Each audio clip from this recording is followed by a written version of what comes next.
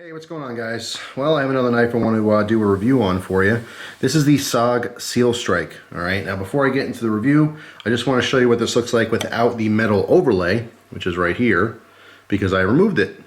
You know, I was kind of curious to see what it looked like underneath there, and I used it a little bit without that overlay on there. So before I put it back on and start the review, I just want to give you a quick shot of what it looks like without it. Okay, just cutouts here. Okay, of course the screw holes to put that on. It's actually not too uncomfortable without it. If it's something you didn't like, you could take it out.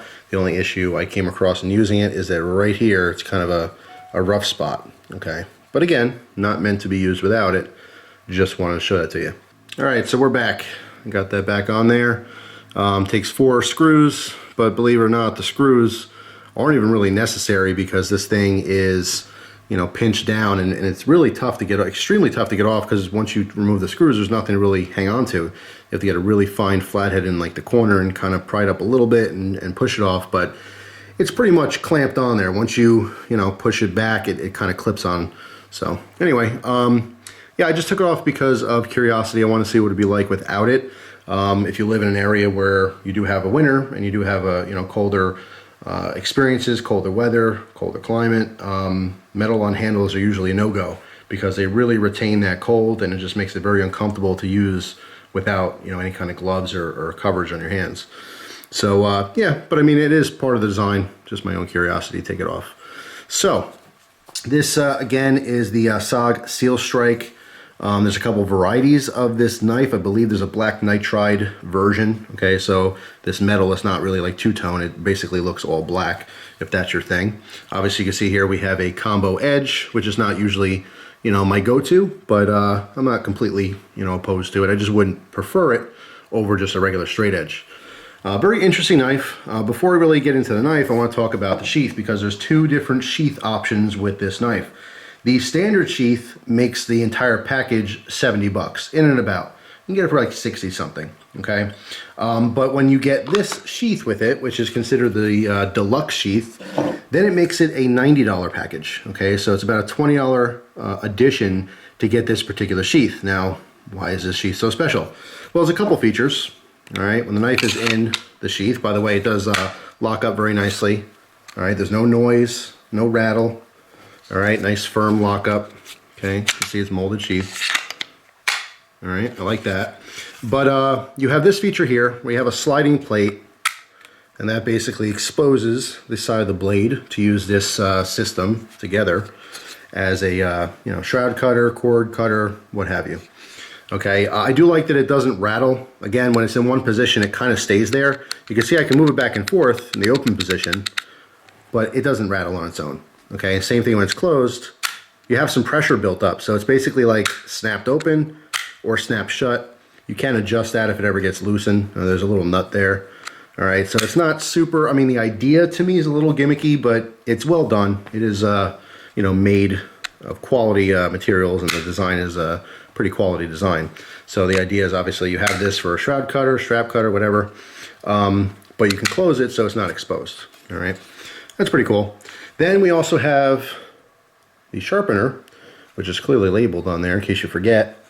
And basically we have 2 carbide little wheels there with the proper angle to just get a quick edge.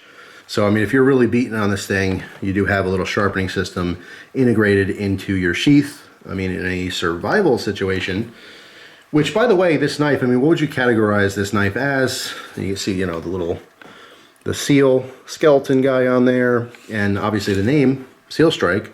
This is kind of a do-it-all knife. It is a tactical knife to be used for defense, but it's also supposed to be capable in a survival situation. This is a military-style knife, which basically is a little of everything. It's not dedicated specifically to bushcraft. It's not specifically a defensive blade. It's not specifically a utility EDC-type blade.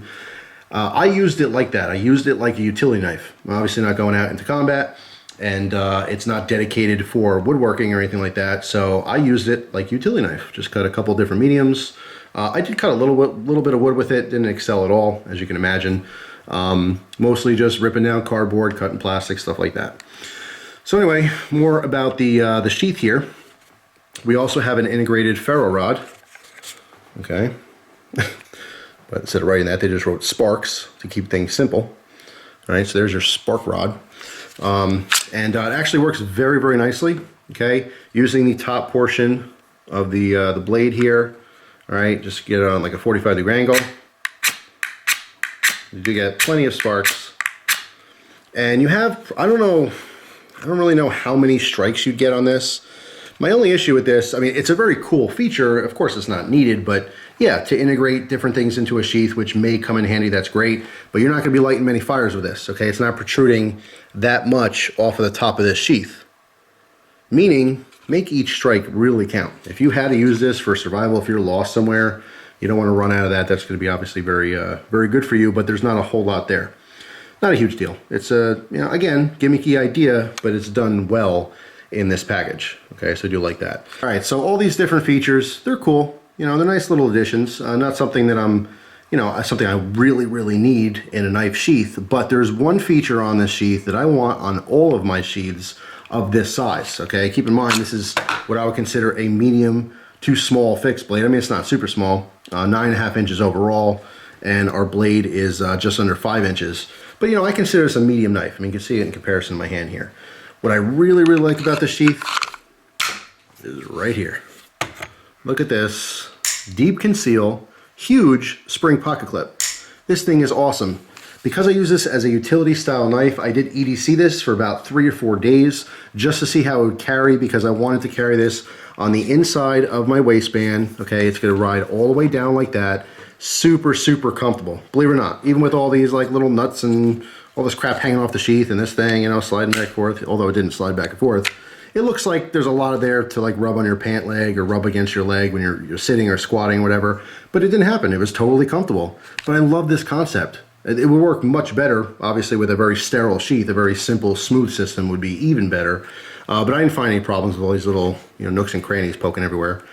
But this was awesome. What a great concept. So this can be deep conceal in your waistband. Obviously, you have 360 options. You can't put it in the front because of the length. When you go to sit down, you're not gonna be able to sit down. Basically, it's gonna stab into your leg or whatever. But anywhere on your side, I would say, if you're looking at a clock, anywhere from 2 o'clock to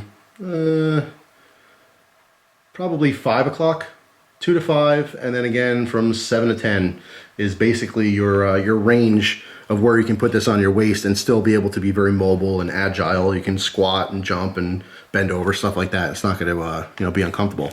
But just really, really cool feature. Super simple. It's not the first time I've seen a pocket clip, on or integrated into a sheath, but I just really like this one. All right, so that's pretty much all I have to say about the sheath there. Very cool with that clip. The other stuff, take it or leave it, but I have to say it is done well. Okay, it is a quality version of a gimmicky idea. Now, I mean, I say gimmicky to, it's a personal opinion, obviously, but some people would find these tools very useful, very handy, and it's nice to just have. You know what I mean? If you're carrying a knife out in the woods, you probably have a sharpener. You probably have a source of fire. You probably don't need a shroud cutter specifically, but they're cool. They're little bonuses. But I'm mentioning this specifically because if you go to order this knife from somewhere and it says Deluxe Sheath, that's what you're getting here. If you don't want any of this stuff, you could save yourself $20 or more and just get the regular version, which is the same sheath. It still has the pocket clip on there, but it doesn't have all these other gadgets, all the bells and whistles. All right, so keep that in mind. All right, so let's focus on the knife itself. Again, this is 9.5 inches overall. All right, the handle is 4.6 inches and the blade is 4.8 inches. All right, it's an AUS 8 and it's Rockwelled at 56 to 58. All right, which is on the soft side, but obviously an AUS 8 blade is soft as it is. What's nice though is that SOG does do a cryo heat treat on this, okay? So it's gonna add a lot of strength and durability to the blade. Their AUS 8 is very comparable with a lot of other companies. I didn't find that it excelled in any way. I didn't find that it was less effective than other brands. It's AUS 8, or as most people call it, AUS 8. So something I wanted to mention, when I started using this knife, the one thing that stood out the most to me was just how light it is. This comes in at 5.6 ounces. It feels extremely light, okay? Now, for some reason, non-knife people, generally speaking, of course there's always exceptions here, but the experience I've had, in my many years of being into knives is when you hand someone a knife that isn't really into knives, if you hand them something that's kind of light, they automatically jump to the conclusion that it's cheap somehow. Like light equals cheap. It has to be robust and heavy and hefty and, you know, just solid. Heft and weight equates to solid and durable to a lot of people who aren't into knives. I don't know why, but that's pretty common, at least from my experience. Even though this thing is light, trust me, it's very durable, okay? Very, very durable. And again, because they're using the AUS 8 steel, you're more likely to roll an edge as opposed to chip it. You know what I mean? So it's a very durable knife. I really beat on this thing. Besides using it for utility work, I also used it in the garden a little bit. I was opening bags of dirt and mulch and doing a lot of things I shouldn't have been doing with the knife. But my regular testing was already done and it happened to be on me, so that's what I used. Maybe a little lazy moment. I actually have a dedicated Mora that I use for gardening. But it was locked in the shed and I didn't feel like going and get it, and this was right inside my my waistband, so that's what I decided to use. I tried cleaning it up pretty good. I think I did a good job of it. There's still a little bit of dirt in the handle, but yeah, it's not a gardening knife, but hey, it works, you know. Sharp edge is a sharp edge. So anyway, yeah, being light doesn't mean it's not durable. I found this to be very durable. Now keep in mind too, you know, SOG, they boast how a lot of their seal line, okay, because they have a bunch of different models with that that name in it, is you know, they get a lot of feedback from real Navy SEALs. Hey, I'd like to see this feature. I'd like to see that feature. And I'm sure there's some SEALs out there that use these knives, you know, just like some other ones from other companies that claim that the, you know, different military groups use their knives. That's kind of a big thing, you know, because it gives people trust. Hey, you know, if it's good enough for, you know, a Navy SEAL, well, damn, it's gonna be plenty fine for me, right? Well, I'm obviously not a Navy SEAL, and I'm really talking out of my ass here because it's mostly assumptions. But this is my way of thinking, is that someone in the military, although they have a big value for a knife, I don't feel like they're using it all the time. It's not their main focus is to get into battle and break out their knife. Their knife's a last-ditch tool. Obviously, if they need to cut something, that's fine. But as far as, like, you know, defensive options, and there's a lot of military personnel that choose their own knives, especially if they know a little bit more about it. They won't necessarily go with like a, you know, military issued blade. They'll get something different. But yeah, I mean, you know, I'm not going to speak to that because I don't know exactly the severity of the feedback they get. If it's one Navy SEAL one time said, hey, put this on your knife, that, you know, or if they get constant surveys filled out about different features that Navy SEALs want. It's kind of a selling point. But like I said, I don't know the validity to it, so I'm not even going to really speak much about it. But the one thing I did want to mention, the whole reason I even bring it up, is the fact that it is so light that I can see how a military person would like it. Obviously, if you're in the military, you carry lots of different gear. You know what I mean? So the lighter your gear can be, the better. But it still has to be functional. And I think this is a good compromise between weight and function. You know what I mean? So yeah, there's that. Let's see. The pommel. All right, does have ridges cut into it, okay, so you could use this to bash someone or use it as a makeshift hammer. I mean, as far as these ridges, if you're trying to hammer a nail or something like that, it's going to be a little bit more difficult than like a flat metal pommel. But it's there, okay. It's comfortable. I do like there's finger choils here. You can see 4 finger choils, so your hand naturally fits in them. I like that they're low and wide, so it accommodates different sizes of fingers. You know, a really big fat finger like I do, or you can have a little skinny finger. Doesn't make a difference. It's going to be pretty comfortable, and they're going to land where they're supposed to be. This metal overlay, you can see how they have these ridges that go across, and that creates more friction, more grip. So not only do you have like a checkering pattern in the handle, which is very grippy, then you have this thing, which is very grippy. The whole knife is very grippy. Finger choils, the whole deal. Nice little extended guard on the front, which I like. And where's the problem? Who can spot the problem here? Let me give you a chance. Go ahead and guess it. We got the honor system. Go ahead and type a comment right now. What don't I like about this guard? Okay, I'm not going to keep everyone waiting. It's in the way. What the hell? They got some really nice jimping right here. Very functional. You can see this is kind of angled, you know, downward, almost like a saw blade, which is very nice, except for the fact that the back part, you know, flares out. There's a guard here that gets right in the way. Look at my thumb. Look at the shape of this thumb. Look at that right there. Oh, it wants to touch it so bad right there. I can't get it. I don't like it. Of course, you know, you can override that and push down, but I mean, there's a lot of pressure right here. Stupid. That's just stupid. That's just poor design.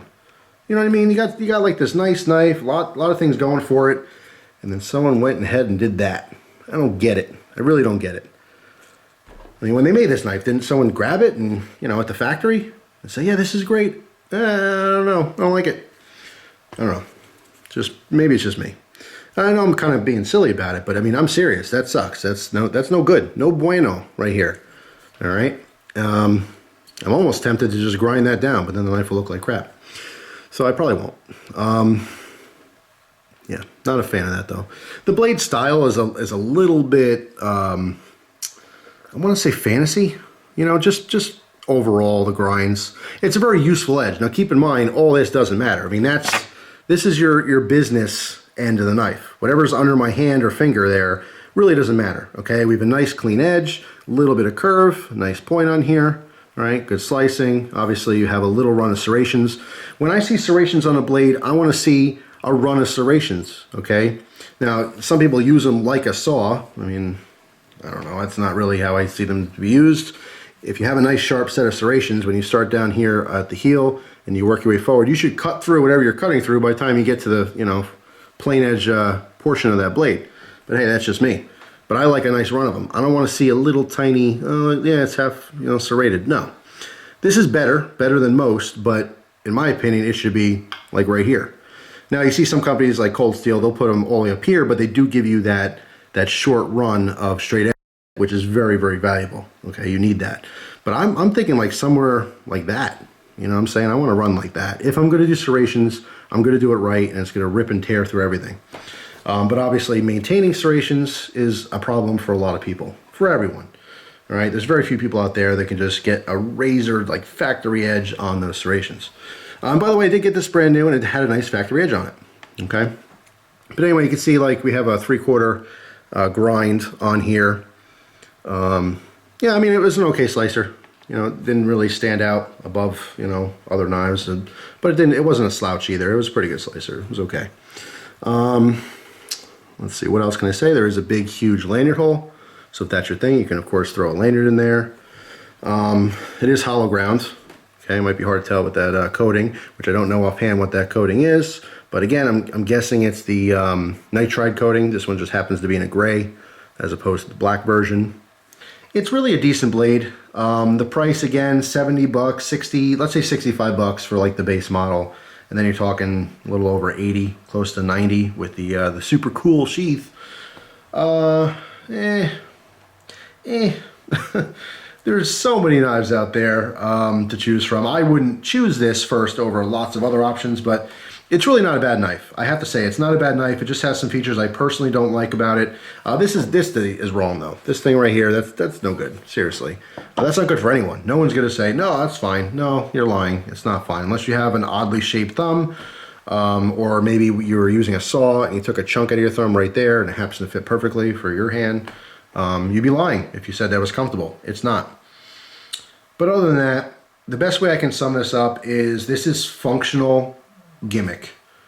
Does that make sense? There's a lot of gimmick going on here. I mean, between the way it looks and the sheath features and stuff like that, there's a lot of gimmick here. But I have to say, SOG did it good. I'm a SOG fan. I do like a lot of their stuff. I don't like all their stuff. And I definitely like say their Seal Pup more than this particular model, the Seal Strike. But I get it. You know, you got to do something new, and this is definitely new. And a lot of people like this. A lot of people think it cool. It would be cool. A lot of people think it cool. Sometimes I just get so excited I miss words completely, and I make statements that don't make sense. Yeah, you know, I don't like the knife personally, but I'm here to tell you it's a quality knife. Okay, it's not a cheap piece of crap by any means. So, if you like the features the sheath has and you like the look of the knife, you're not going to be disappointed in its performance. You know, it's no custom fixed blade or anything like that, but for a production knife in the $65 to $85 range, it's adequate. There are better options. There are definitely better options considering, you know, AUS 8. You can get something very similar, very functional for the $30 to $50 range, you know, so it's a little bit pricey. But yeah, I mean, that's pretty much it. I wouldn't buy this one. I'll just leave it at that. I personally wouldn't buy it. But if I saw someone had it, I wouldn't point and laugh either. Somewhere in between those two experiences. So that's it, guys. Thank you very much for watching as usual. Always appreciate your time. And I hope you enjoyed the review. And feel free to post your feelings and comments and experiences above all experiences. Let other people know what you think about this knife after you've used it down in the comments. And that's it. I'll see you guys in my next video. In the meantime, hope you have a great day, and I'll see you soon.